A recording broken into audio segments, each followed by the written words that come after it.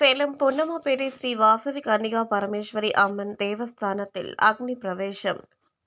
இதனை முன்னிட்டு மூலவர் பால திரிபுர சுந்தரி ஸ்ரீ வாசவி கன்னிகா பரமேஸ்வரி அம்மனுக்கு தங்க கவசத்துடன் பிரம்மாண்ட மலர் மாலை அணிவித்து சிறப்பு அலங்காரத்தில் பக்தர்களுக்கு அருள் பாலிக்க அருகே உற்சவருக்கு புது பட்டாடை உடுத்தி சிறப்பாக அலங்கரித்து இருந்தனர்.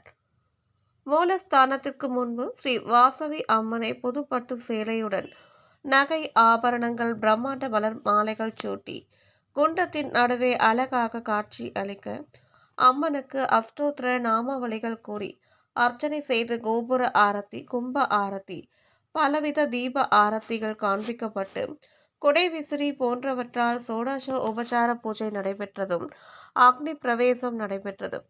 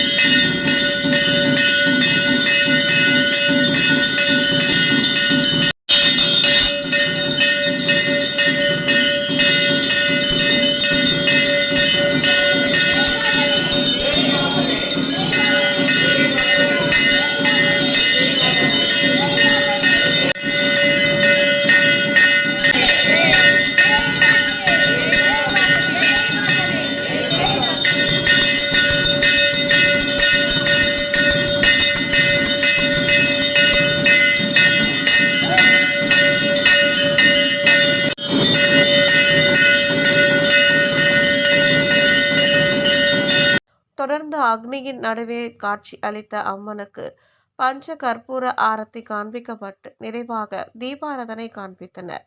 இதில் ஏராளமான பக்தர்கள் கலந்து கொண்டு அம்மனை தரிசனம் செய்தனர். கலந்து கொண்ட பக்தர்கள் அனைவருக்கும் விபூதி குங்கும பிரசாதத்துடன் அன்ன பிரசாதம் வழங்கப்பட்டது.